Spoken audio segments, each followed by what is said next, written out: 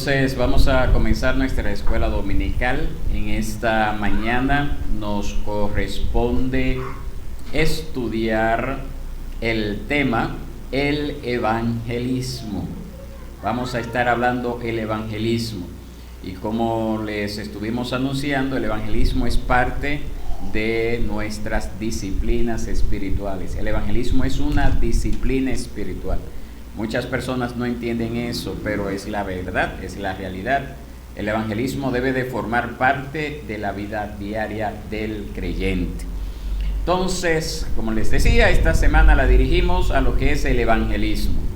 Hoy hablaremos de cómo el propósito del evangelismo es reconciliar a los pecadores con Dios a través de Jesucristo, para que puedan esos pecadores, luego de ser reconciliados, adorarlo a Él, que es su creador y redentor. En las dos primeras clases que tuvimos hace un tiempo, nosotros deducimos de las Escrituras que todas las disciplinas espirituales son parte de nuestra adoración de toda la vida. Jesús, en ese testimonio que dio a la mujer samaritana, que nosotros encontramos en el capítulo 4 del Evangelio según San Juan, establece el vínculo entre el evangelismo y la adoración. Vámonos allá. Juan capítulo 4, verso 23. Mire cómo nos dice la palabra del Señor. Si no me alcanza a leer, pues anótelo por favor. Juan 4, 23 dice así: pero la hora viene y ahora es, cuando los verdaderos adoradores adorarán al Padre en espíritu y en verdad, porque ciertamente a los tales el Padre busca que lo adoren. Fin de la cita. Juan 4, 23. Entonces, la gloria de Dios es el objetivo del evangelismo. Que Dios se lleve la gloria a través de la evangelización. Él es más glorificado cuando los pecadores redimidos lo alaban y lo adoran desde sus corazones, a causa de esa gracia salvadora que ha venido sobre ellos. Estos son los adoradores, los verdaderos adoradores que el Padre busca que le adoren. Nosotros tenemos citas bíblicas en Apocalipsis 4, 10 y 11. Apocalipsis capítulo 5, versos 6 al 14, que nos habla acerca de aquella gran reunión donde el pueblo de Dios, los verdaderos adoradores, van a estar allí reunidos para adorarle. Así que entonces, mis hermanos, vemos que el llamado a ser seguidor de Cristo es un llamado a adorar a Dios toda la vida, ¿verdad que sí? Ok, entonces de esto, de toda una vida de adoración, incluye el evangelismo. ¿Por qué razón? Porque el Padre está buscando verdaderos adoradores que le adoren en espíritu y en verdad. Entonces aquí hace falta más adoradores que adoren al Padre en espíritu y en verdad. Hay que salirlos a buscar.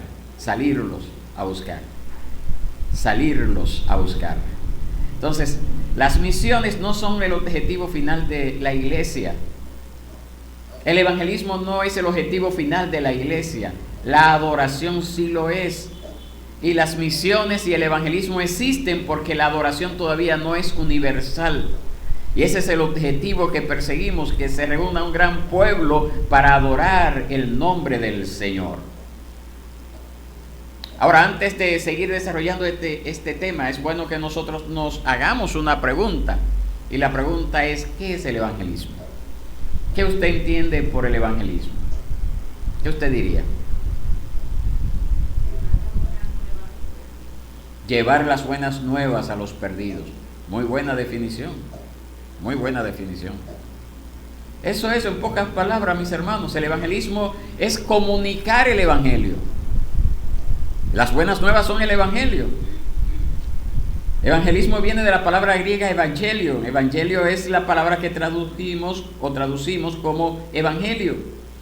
Y evangelio es una palabra griega que significa buenas noticias, alegres, gratas, placenteras noticias que alegran el corazón del hombre y le hacen cantar, bailar y saltar de alegría. Es eso, mis hermanos, comunicar esas buenas nuevas. Es compartir esta buena noticia que hace que los hombres canten, bailen, salten de alegría por la obra que el Señor ha hecho en sus corazones. Eso es el evangelismo. Ahora, cuando nosotros estamos hablando de evangelismo, esa palabra apareció como por arte de magia en el Nuevo Testamento. No, mis hermanos.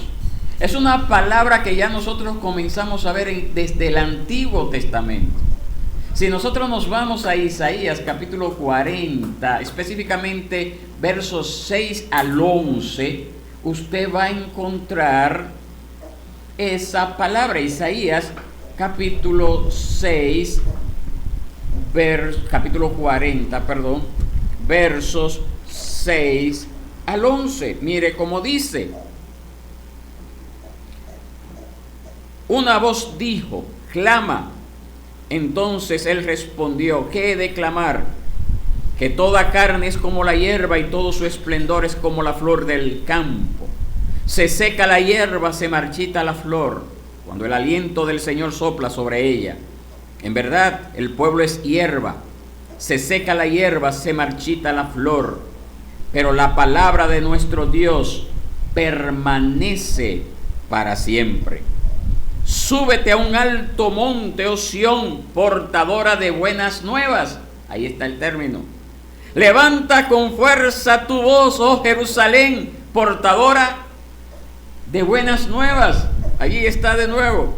Levántala, no temas. Dile a las ciudades de Judá, aquí está su Dios. Miren, el Señor Dios vendrá con poder y su brazo gobernará por él. Con él está su galardón y su recompensa delante de él. Como pastor apacentará su rebaño. En su brazo recogerá los corderos y en su seno los llevará. Guiará con cuidado a las recién paridas. Fin de la cita. Isaías capítulo 40, versos 6 al 11.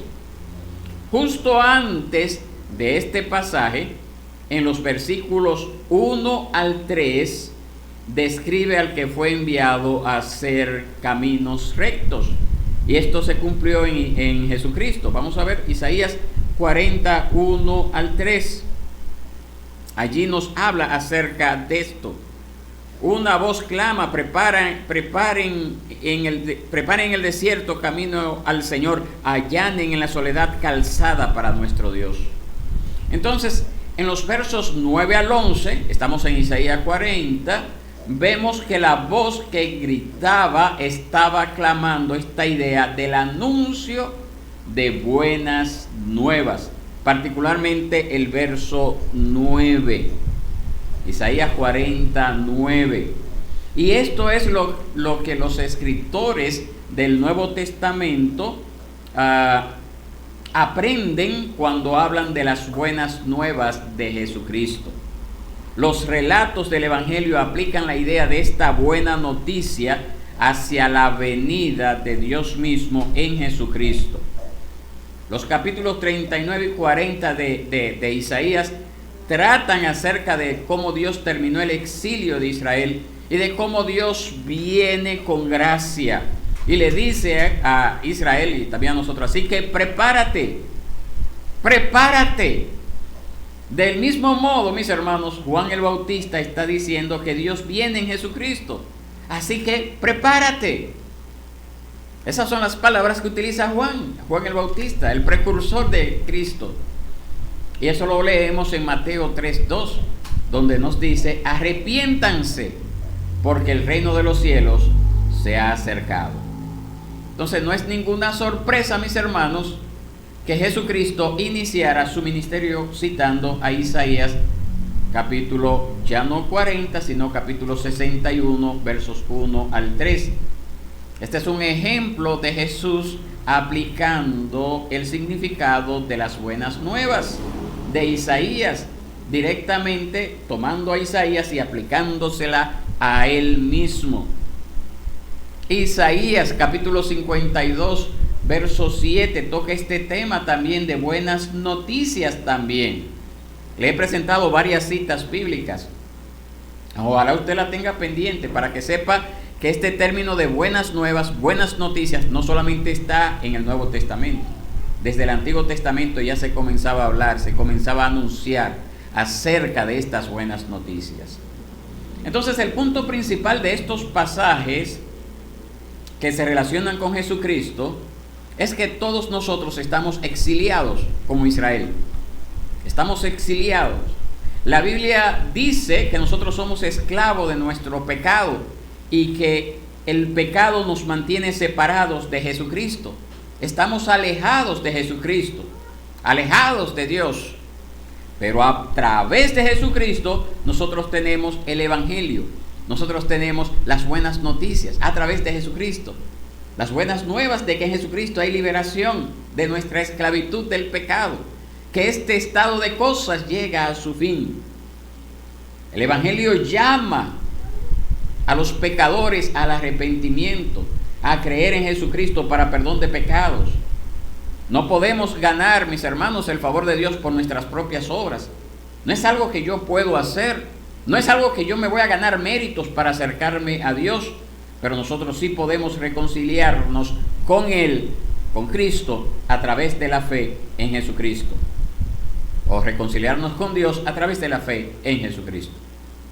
Dios nos promete a nosotros que Él ha de recibir a todos aquellos que vienen a Él a través de Jesucristo. Esa es la promesa que nosotros encontramos en las Escrituras. Entonces el evangelismo es, como dijo un predicador, un pastor, es presentar el Evangelio en el poder del Espíritu Santo a los pecadores para que puedan venir a poner su confianza en Dios a través de Jesucristo, para recibirlo como su Salvador y servirle como su Rey en la comunión de la iglesia. Eso es el Evangelio. Presentar a Jesucristo en el poder del Espíritu Santo a los pecadores para que ellos puedan venir y poner su confianza en Dios a través de Jesucristo. Eso es el Evangelio. Ese es el evangelismo, mejor dicho. Es el Evangelio también, pero es el Evangelio, es el evangelismo. Son las dos cosas, mis hermanos. Ahora, la pregunta que tenemos que hacernos: ¿somos tan evangelistas como deberíamos de serlo? Respuesta sencilla, corta. No, mis hermanos. Lamentablemente ninguno de nosotros puede decir que lo somos. El testimonio personal suele ser difícil y puede sentirse arriesgado a ponerme a hablar con alguien acerca de esto. A menudo ese testimonio nos deja vulnerables al desprecio, a la hostilidad de los incrédulos, aunque no hayamos hecho nada malo.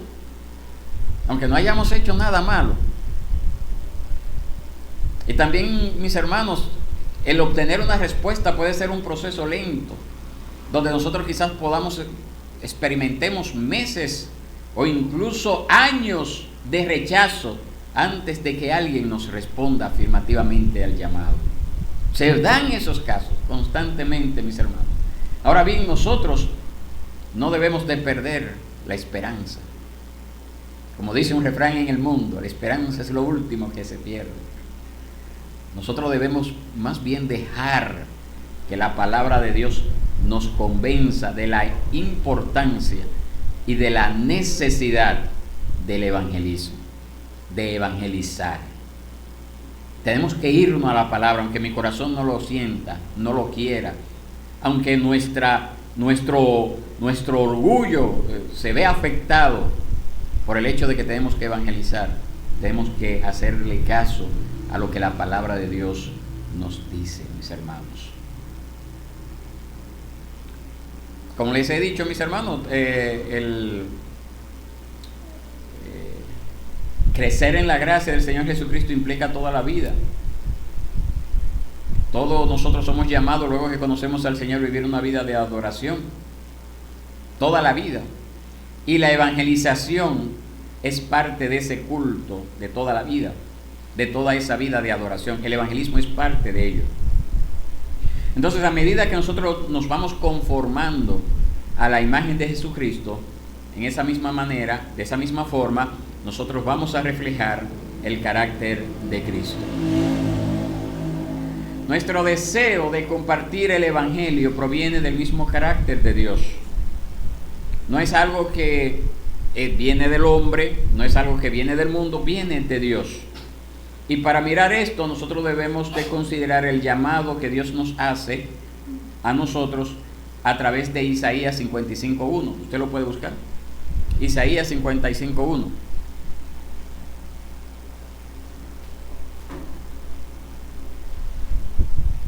¿Cómo nos dice? Todos los sedientos vengan a las aguas, y los que no tengan dinero vengan, compren y coman. Vengan, compren vino y leche sin dinero y sin costo alguno. Nuestro deseo de anunciar la buena noticia de que es precisamente que la gente pueda ser reconciliada con Dios. Ese deseo proviene de su propia naturaleza, de la naturaleza de Dios, para llamarnos a reconciliarnos con Él. Esa es la invitación. Vengan sin dinero, sacien su sed en mí. Esa es la invitación que el Señor hace a la humanidad.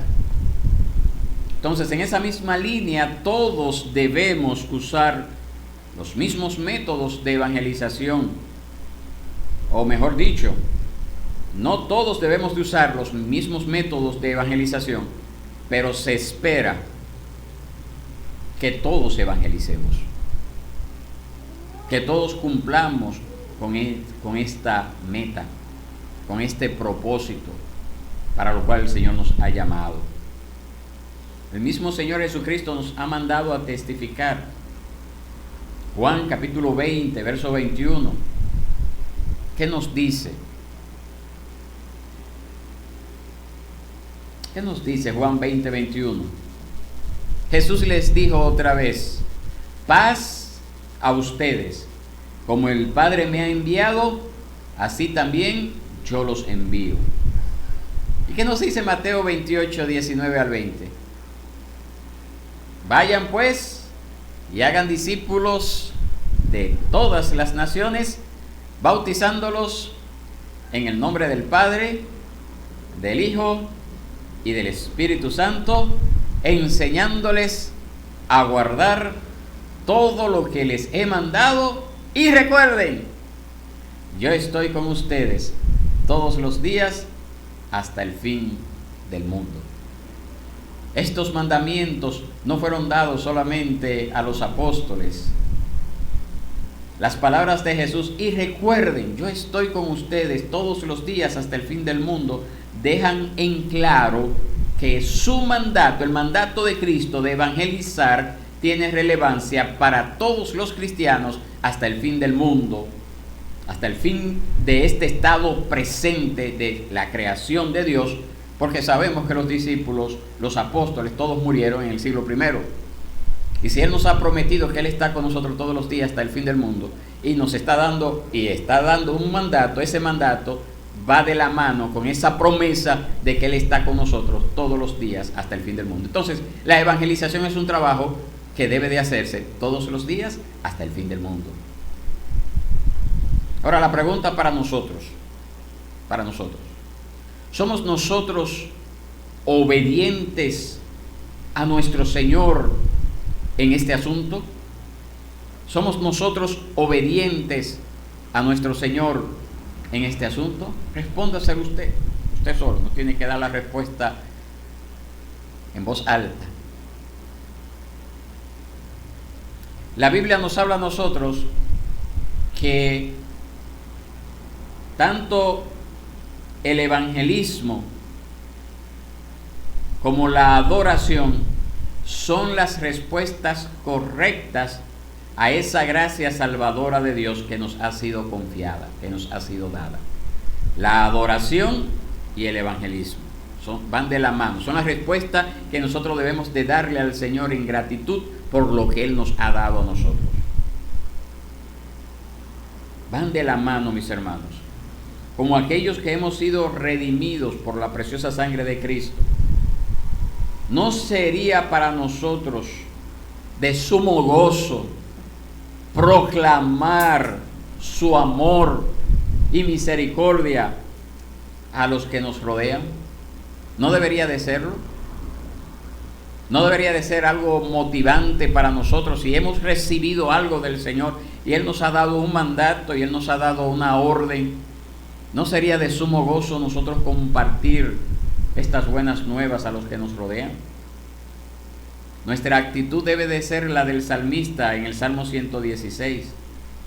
Salmo 116, versos 12 al 14, nos dice de la siguiente forma, tome nota, por favor. Esa debe de ser nuestra actitud. 12 al 14, Salmo 116. ¿Qué daré al Señor por todos sus beneficios para conmigo? Alzaré la copa de la salvación e invocaré el nombre del Señor. Cumpliré mis votos al Señor, sí, en presencia de todo su pueblo. Estimada a los ojos del Señor. Bueno, vamos a dejarlo hasta ahí. Versos 12 al 14. El versículo 13 habla de la respuesta de la adoración. Versículo 13. Alzaré la copa de la salvación e invocaré el nombre del Señor. Mientras que el versículo 14 se centra en la alabanza pública de la gracia de Dios. Y en sus comentarios con respecto a este verso 14, este famoso predicador, llamado popularmente como el príncipe de los predicadores, llamado C.H. Spurgeon, dijo en su comentario, dijo lo siguiente: esto demuestra que no nos avergonzamos de nuestro Señor y puede ser de gran beneficio para aquellos que nos miran y oyen públicamente cantando las alabanzas de nuestra oración, oyendo a Dios. ¿Cómo pueden hacerlo aquellos que no han confesado a su Salvador con su boca? Oh discípulos secretos que le dicen a este versículo: sea alentado a venir a la luz y a ser siervo de tu Redentor. Sí, de hecho, has sido salvo. Adelante y decláralo de la manera designada por Él. ¿Qué es lo que está diciendo acá, mis hermanos? Que nosotros somos llamados a testificar. Cuando dice cumpliré mis votos delante de todo el pueblo, es a testificar, es a hablar con la vida, con hechos, pero con nuestros labios, con nuestras palabras, de lo que el Señor está haciendo en nuestras vidas. De lo que el Señor está haciendo en nuestras vidas. Y eso nos lleva entonces a considerar que el evangelismo va de la mano con una vida de santidad. Como pueblo de Dios, nosotros debemos encomendar el evangelio a los que nos rodean con nuestros labios, pero también con la forma en que vivimos. Porque qué terrible sería que digamos una cosa con nuestros labios y vivamos de otra forma diferente con nuestros hechos. Nuestras vidas deben de caracterizarse constantemente por la santidad, de tal manera que nuestro Salvador sea más atractivo para los incrédulos. Amén. Va de la mano, mis hermanos. Como dice Proverbios 11:30, el fruto del justo es árbol de vida, y el que gana almas es sabio. El fruto del justo es árbol de vida, y el que gana almas es sabio. Eso es tremendo. Ahora, una pregunta para nosotros. ¿Nuestras vidas reflejan a Cristo? ¿Nuestras vidas reflejan a Cristo? ¿Somos a través de nuestros testimonios una bendición para los que nos rodean? Es una pregunta que tenemos que responder cada uno personalmente. Que tenemos que dar respuesta delante de Dios. Y que el Señor tome carta en el asunto en nuestras vidas.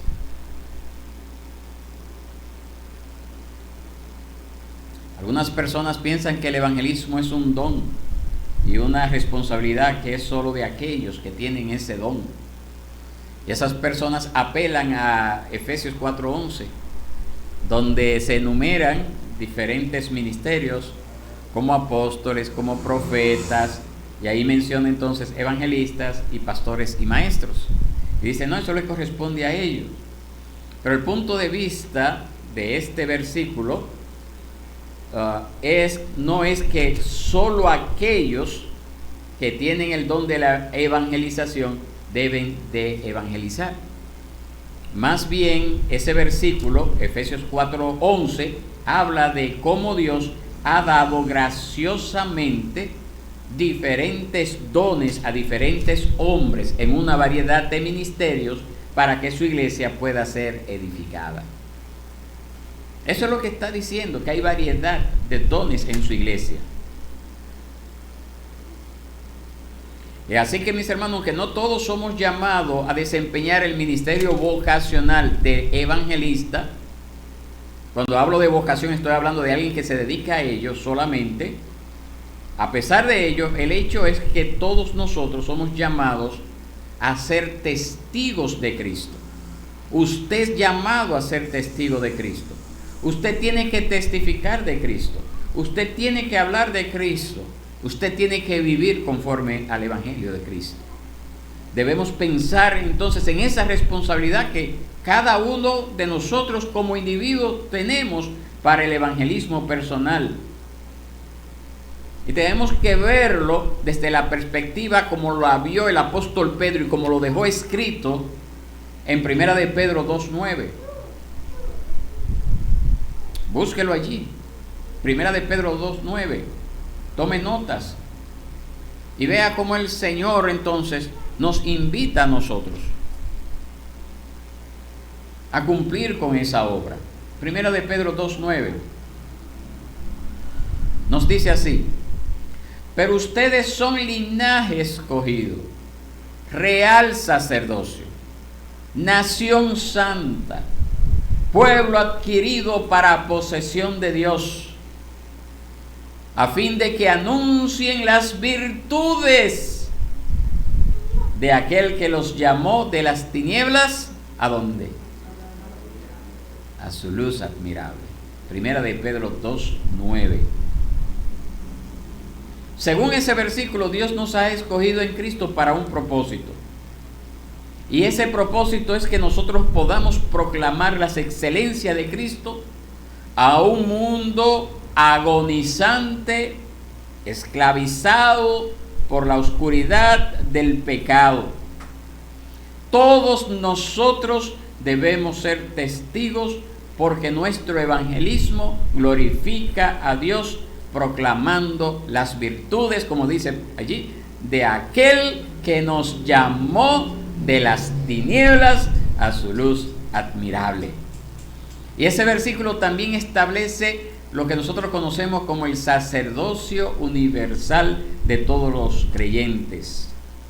La palabra de Dios nos dice que en el nuevo pacto ya no hay un orden sacerdotal separado del pueblo de Dios, del pueblo del pacto. Ya todos nosotros somos sacerdotes, ya todos nosotros somos un reino, somos reyes y sacerdotes.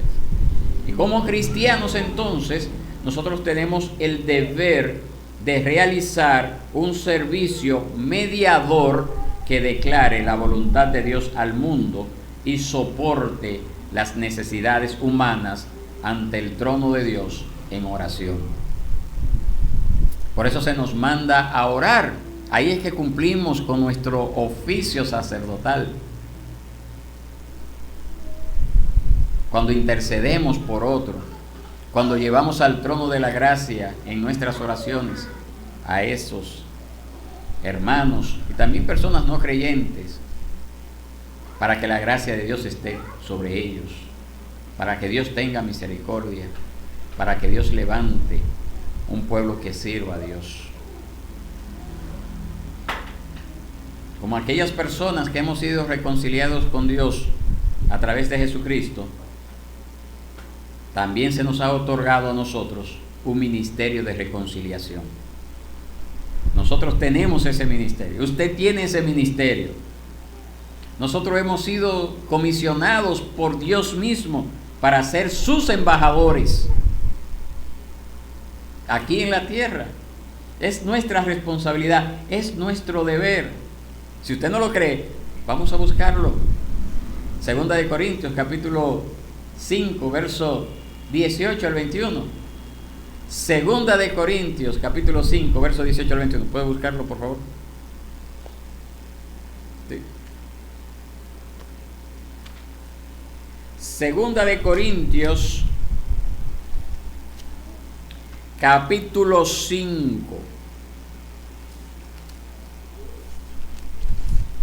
verso 18 al 21.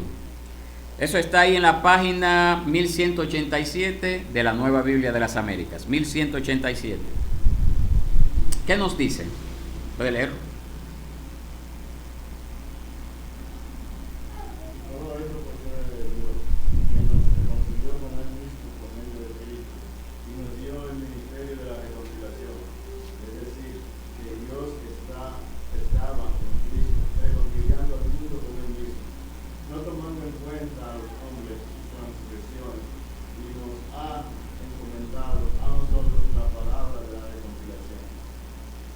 Sí, hasta el 21. Por tanto, somos embajadores de Cristo, como si Dios rogara por medio de nosotros. En nombre de Cristo les rogamos. Reconcíliense con Dios.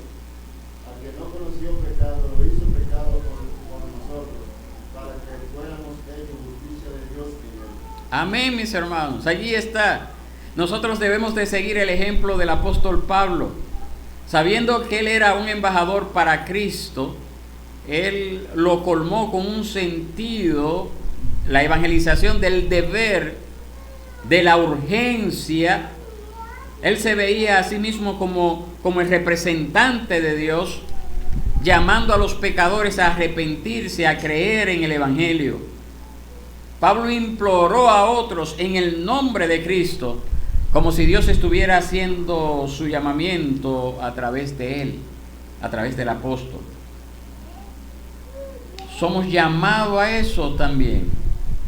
Tenemos urgencia en compartir las buenas nuevas de salvación, de hacer el evangelismo. Además, mis hermanos, como estamos llamados a vivir en el fruto del gozo, podemos luchar por el gozo en la evangelización. Primera de Juan, capítulo 1, deja claro que nuestra proclamación debe de siempre estar envuelta en hacer completo nuestro gozo. Primera de Juan 1. Debemos de considerarlo, mis hermanos, como una alegría, como un privilegio que Dios nos haya a nosotros confiado la proclamación del Evangelio.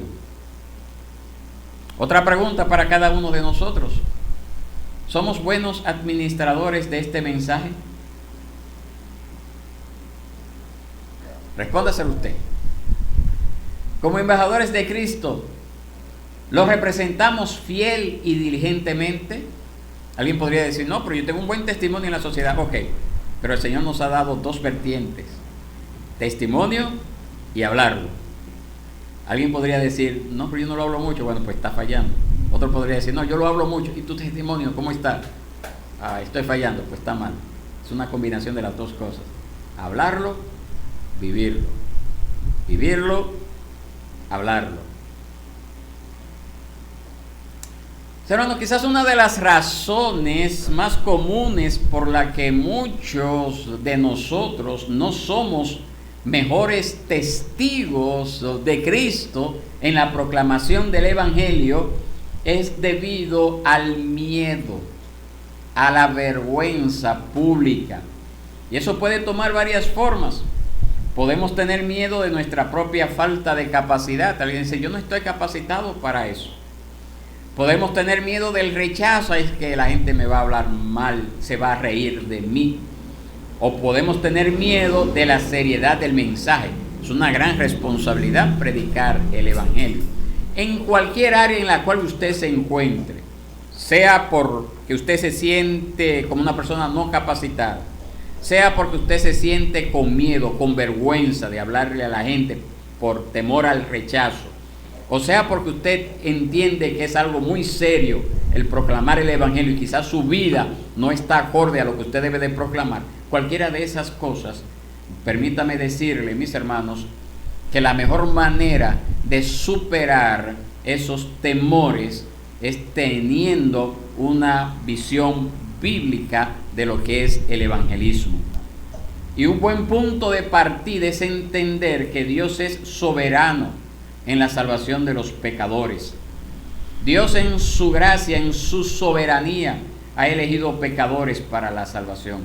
Él ha prometido que va a reunir a su pueblo para sí mismo. Un pueblo que va a reunir en esta nueva dispensación, en este nuevo pacto. Él lo ha de reunir de toda lengua, de toda tribu, de toda nación.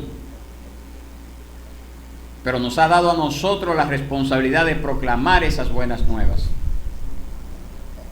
Hubo un famoso predicador llamado, y es muy famoso en el mundo evangélico y en el mundo de las misiones, llamado Adoniram Hudson. Y este hombre duró alrededor de 40 años en Birmania predicando.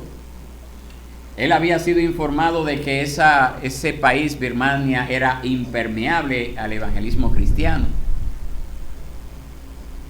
Él estuvo allí prácticamente solo. Duró varios años sin convertidos, él solo. De esos 40 años, él estuvo 17 años preso por causa del evangelio. Por causa del evangelio. Y muchas otras dificultades. Del hecho incluso que en esa zona, pues, era una zona de altas temperaturas donde él no estaba acostumbrado. Mientras estuvo allí, él se casó, la esposa murió, después de un tiempo se volvió a casar, volvió a morirse la esposa. No. Tuvo 13 hijos y de los 13, 7 murieron.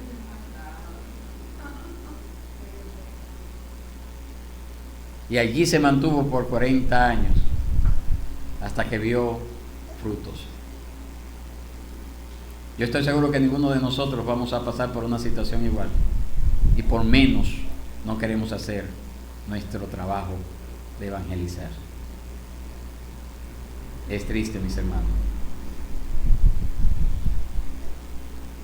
Pero lo que llevó a Adoniram Hudson a mantenerse firme allí es la soberanía de Dios. Dios es soberano. Dios sabe por qué hace las cosas. Dios sabe por qué permite las cosas. Por qué Dios lo envió allí. Y por qué no tuvo frutos a pesar de tantos años. Frutos así como después de 40 años.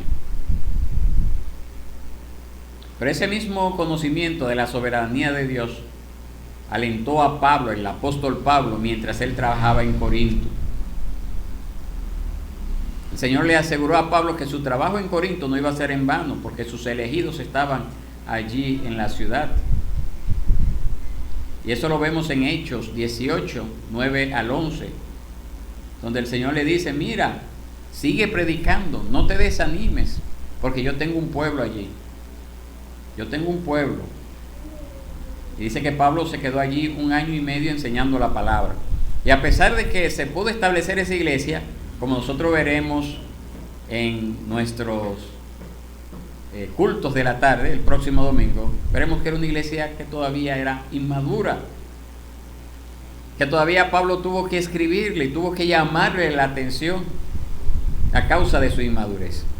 Pero el Señor le había dicho a Pablo: no temas, porque allí hay un pueblo, yo voy a estar contigo. Entonces, mis hermanos, nosotros podemos testificar con confianza, sabiendo que nuestros esfuerzos darán fruto. Podemos hacerlo. Dios nos usa a nosotros como instrumentos para llamar a sus elegidos a la fe en Jesucristo a través de la proclamación del Evangelio. Es nuestro deber proclamar proclamar el Evangelio, y el Señor se encargará de añadir a su iglesia los que han de ser salvos. Y como Dios es soberano y tiene control absoluto sobre todo, eso debería de estimularnos a nosotros hacia el evangelismo, hacia cumplir con eso, porque es el Señor quien va a hacer la obra. Nuestro Dios soberano atrae a los pecadores a Jesucristo, y Él nos ha equipado a nosotros para la tarea del evangelismo. Nosotros leímos en ese pasaje de Mateo 28 que el Señor nos prometió ¿qué cosa? ¿Qué fue lo que el Señor nos prometió a nosotros? Que Él va a estar con nosotros todos los días hasta el fin del mundo, en el contexto de esa tarea de evangelizar. Él ha prometido eso.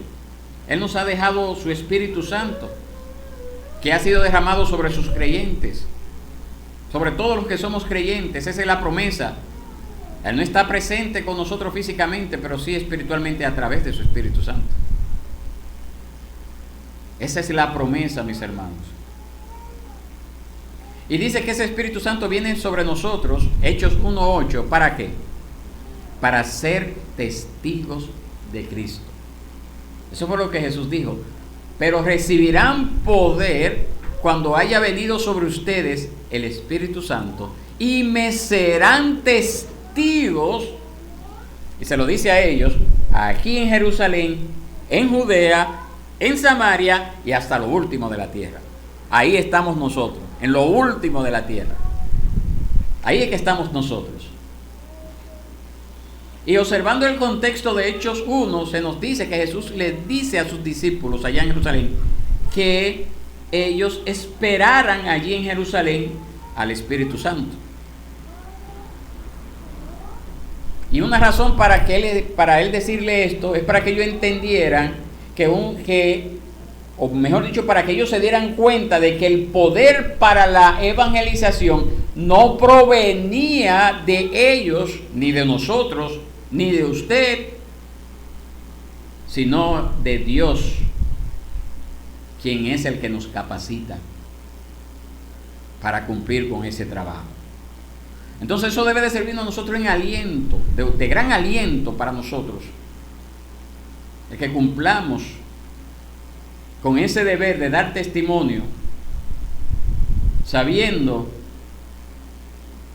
de que no es en nosotros que está el poder para cambiar, ni en nuestras palabras, sino en el poder del Espíritu Santo obrando a través de la palabra que nosotros proclamamos. Amén.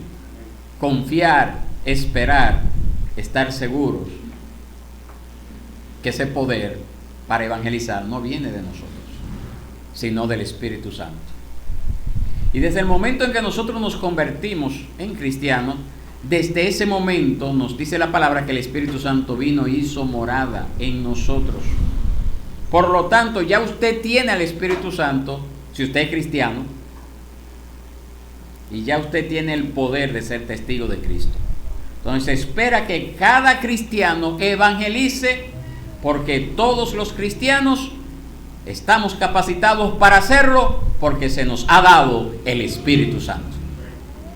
Esa es la razón por la que tenemos que evangelizar, por la que tenemos que testificar.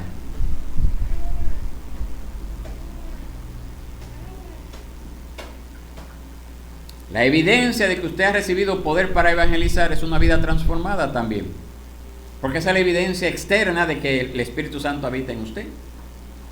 El Espíritu Santo que cambió su vida por el poder de la palabra que vino a usted, y el Espíritu Santo la aplicó a su vida, es ese mismo Espíritu Santo que también va a obrar gloriosamente a través de las palabras que usted exprese y a través de su testimonio a esos que no conocen del Señor. Ahora bien, quizá usted está pensando, no, lo que sucede es que yo soy demasiado pecaminoso para poder testificar, para yo ser un buen testigo de Cristo. Y si bien es cierto, mis hermanos, que nosotros tenemos que llevar vidas cambiadas, vidas transformadas por el poder del Espíritu Santo obrando en nosotros, precisamente para que nuestro testimonio no se vea obstaculizado. Eso no significa que debemos de retrasar el evangelismo hasta alcanzar la perfección sin pecado, porque la perfección sin pecado aquí en la tierra no es posible alcanzarla. Entonces usted está diciendo, no, yo voy a esperar a... No, mentira del diablo, el diablo está diciendo eso. No vamos a alcanzar la perfección, no, que yo voy a esperar que arregle esto en mi vida. Siempre es así, hay una excusa. Voy a esperar a arreglar esto, o no, es que yo necesito, primero me voy a meter con Dios. No, mis hermanos, la Biblia no habla de eso. La Biblia no habla de eso, porque una cosa lo va a llevar a la otra. Si usted tiene que esperar a resolver esto, entonces usted lo va a resolver, pero cuando usted lo resuelva va a tener otro problema mayor. Y así se va a pasar la vida. Y si usted se va a esperar a meterse con Dios, usted siempre va a tener obstáculos para meterse con Dios, como dicen algunos. Y como dice este escritor llamado Donald Whitney, él dice, parte de la belleza de nuestro mensaje es que Dios salva a los pecadores como nosotros. Dios salva a los pecadores como nosotros. La práctica de una vida cristiana consistente da poder al evangelismo, pero una recuperación cristiana de tu propia vida no cristiana fortalece tu testimonio de una manera muy creíble. ¿Por qué? ¿Qué es lo que le está diciendo con todas esas palabras? Que cuando usted tiene ese deber y usted asume esa responsabilidad de usted evangelizar, usted va a ser más cuidadoso de su testimonio. Eso es lo que está diciendo.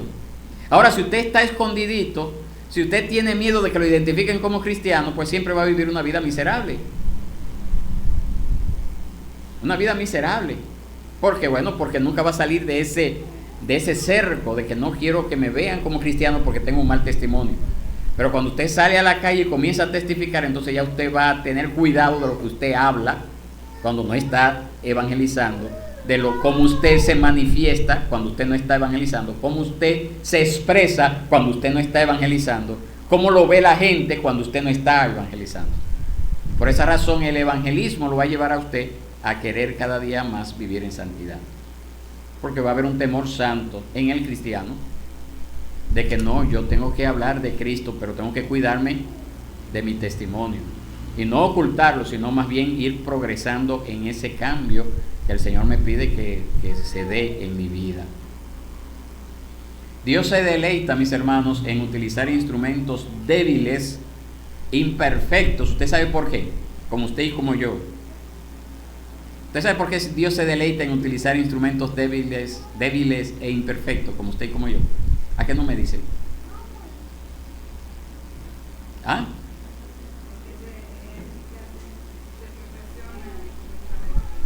Esa es la idea, mis hermanos.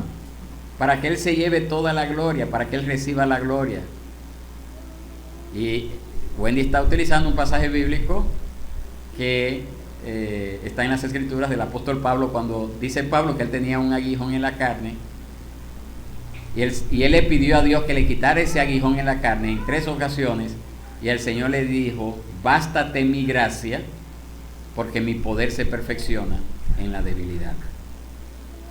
Entonces, si usted siente que usted no tiene la capacidad de dar testimonio, entonces pídale a Dios que lo haga.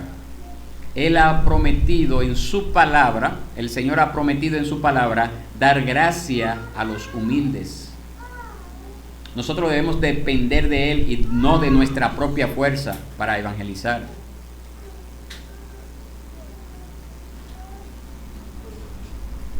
Que las palabras que nosotros encontramos en 2 Corintios 3:5 sea para nosotros. ¿Qué nos dicen esas palabras? 2 Corintios 3:5. Mire cómo dice. No que seamos suficientes en nosotros mismos para pensar que cosa alguna procede de nosotros, sino que nuestra suficiencia es de Dios. No es que yo sea suficiente, no es que yo tenga la capacidad de hacerlo, es que nuestra suficiencia es Dios, debemos de depender de Él. O como también dijo el apóstol Pablo ahí mismo en 2 Corintios, pero el capítulo 4, el verso 7, pero tenemos este tesoro, que es el Evangelio, en vasos de barro, que somos nosotros, para que la extraordinaria grandeza del poder sea de Dios y no de nosotros. Y no solo, mis hermanos, tenemos la ayuda del Espíritu Santo, El mensaje del Evangelio mismo es poderoso, capaz de salvar a todos los que creen en ese Evangelio. Hermanos, Hebreos 4:12 nos dice a nosotros que la palabra de Dios es viva y eficaz y más cortante que toda espada de dos filos. Y dice que penetra hasta la división del alma y del espíritu. Es una palabra muy alegórica, ¿verdad? Porque el alma y el espíritu no puede ser penetrada por una espada.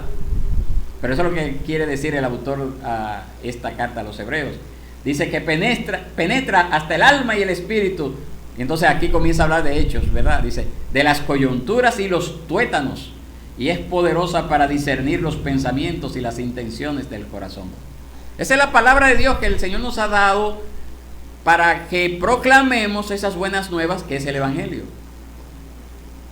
Siempre que proclamamos el Evangelio no debemos de hacerlo fuera de la palabra de Dios. Y esa palabra es poderosa para penetrar profundamente en el corazón. O como dice Romanos 1:16 al 17, porque no me avergüenzo del poder del Evangelio, pues es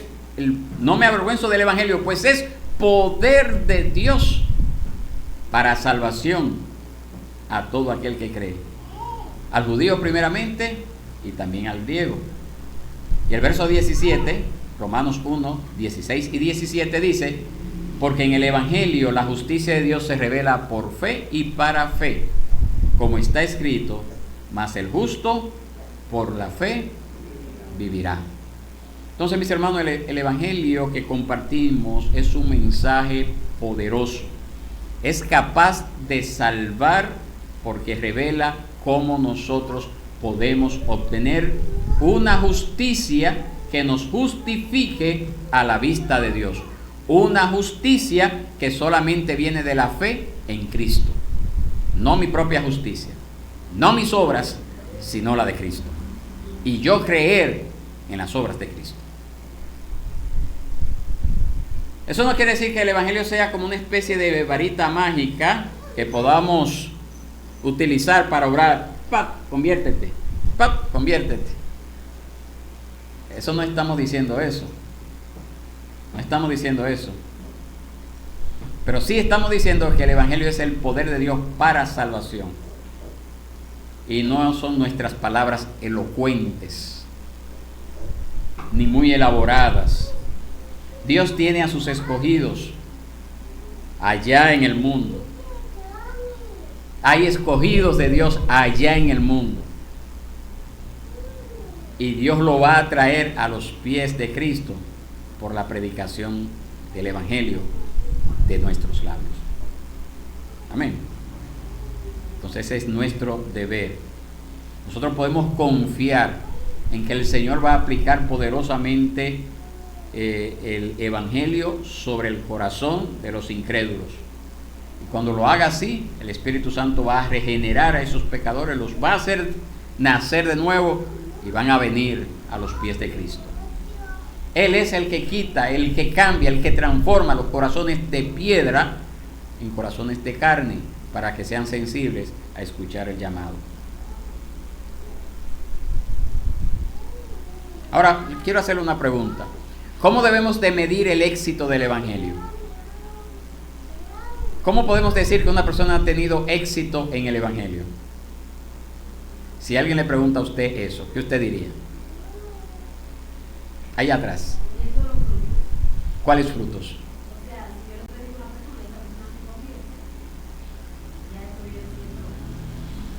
Y si no se convirtió, no hubo fruto. Pero entonces, ¿sí o no? ¿Cómo podemos medir el éxito del Evangelio?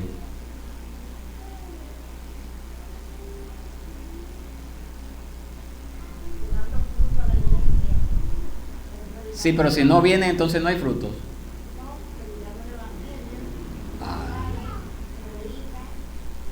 Esa es la parte, por ahí es que vamos. Y Nancy también cayó ahí también. El éxito del Evangelio no es en la cantidad de personas que se convierten. El éxito del Evangelio es en la cantidad de personas a las que usted le predica. Ese es el éxito. Y siempre y cuando lo haga de manera bíblica. Ese es el éxito. Acuérdense lo que le dije de Adoniram Hudson. Desde el punto de vista humano, ese hombre fue un fracasado. Ahora, desde el punto de vista de las misiones, porque se habla mucho en esos grupos, en esas reuniones, esas ¿cómo se le dicen? Conferencias misioneras, se habla mucho de Adoniram Hudson. Pero él fracasó desde el punto de vista humano porque no hubo frutos visibles de personas convertidas para tantos años de trabajo. Entonces el éxito del Evangelio es precisamente cuando nosotros somos fieles en orientar a hombres y mujeres hacia Jesucristo y nos mantenemos fieles hablando esa verdad. Las conversiones son el fruto que solo Dios da según su propio consejo, pero yo no puedo manejar las conversiones, ni puedo decir esto es fruto de que yo lo prediqué correctamente. No, mis hermanos. ¿Por qué? Porque algunos de nosotros plantaremos la semilla, otros regarán la semilla, pero es Dios quien da el crecimiento. Eso es lo que dijo Pablo, que es inspirado por el Espíritu Santo. Yo sembré, Apolos regó, pero el crecimiento lo da Dios. Entonces mi deber, su deber es sembrar y regar. Esa es su responsabilidad, es mi responsabilidad. Sembrar y regar. Nuestra responsabilidad es señalar a los pecadores la necesidad que ellos tienen de Jesucristo, la necesidad que ellos tienen de venir a Cristo en arrepentimiento y fe, la necesidad que tienen de convertirse a Cristo, la oportunidad que ellos tienen mientras estén en vida de venir y lavar sus ropas en la sangre del Cordero, como nos dice la palabra. Ese es nuestro deber, y el éxito se mide por qué tanto evangelismo estamos haciendo. Ahora, debemos de ser fieles y confiar en Dios y orar a Dios. Por eso el evangelismo va de la mano con la oración. ¿Por qué? Porque el único que va a convertir esa alma a quien le estamos predicando es el Señor. Él es el único que puede hacer la obra. Entonces, en el intento no podemos desmayarnos de que no veamos resultados inmediatos. Tenemos que seguir haciéndolo. Y si usted ve que en un momento dado con esta persona no está dando ningún resultado, pues siga al vecino, siga al que está más adelante, siga al que está en la esquina. Y después de un tiempo regrese aquí al principio y vuelve a darle un toquecito, y vuelve al vecino, y vuelve al que está en la esquina, y siga más allá. Pero muchas personas también se enfocan solamente, estoy trabajando aquí con esta persona, y estoy trabajando aquí, estoy trabajando aquí, estoy trabajando aquí, y no tengo resultado y sigo trabajando aquí. No, hay más personas adelante, como dice alguien. Es un refrán que dice así, bueno, hay gente más adelante. Así mismo. Ahora, tampoco descuide esto, no dice, no me respondió y sigo más para... No, está bien, siga más hacia adelante, siga un poquito más adelante, y al tiempo regrese a esta persona. Y así manténgase hasta cuándo. Hasta que Cristo venga o hasta que nos muramos. Lo primero que venga. O hasta que Cristo venga o hasta que muramos. La meta, mis hermanos, es ser fiel y confiar en Dios para los resultados. Mire lo que dice Eclesiastés 11, 4 al 6. Y con esto lo vamos a dejar en esta mañana, el estudio de esta mañana. Pero yo quiero que usted busque Eclesiastés 11, 4 al 6.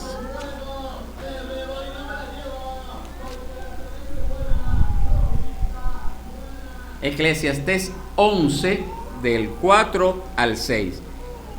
Mire lo que dice. El que observa el viento no siembra, y el que mira las nubes no ciega. Como no sabes cuál es el camino del viento, o cómo se forman los huesos en el vientre de la mujer encinta, tampoco conoces la obra de Dios que hace todas las cosas. De mañana siembra tu semilla, y a la tarde no des reposo a tu mano, porque no sabes si esto o aquello prosperará, o si ambas cosas serán igualmente buenas. ¿Qué es lo que nos dice ese pasaje para nosotros? Que debemos de seguir sembrando la semilla del Evangelio, y Dios será quien responderá, trayendo buenos frutos de esa semilla del Evangelio que estamos predicando. Y quizás serán buenos frutos que no veamos en nuestra vida, porque quizás vengan otros. Quizás vengan otros después, porque se han dado así muchas veces.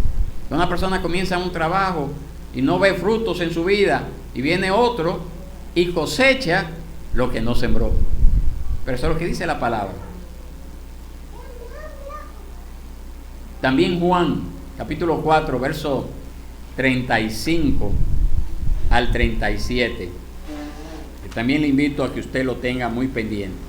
Juan capítulo 4, verso 35 al 37. Mire cómo dice. ¿No dicen ustedes, todavía faltan 4 meses y después viene la siega? Pero yo les digo, alcen sus ojos y vean los campos que ya están blancos para la siega.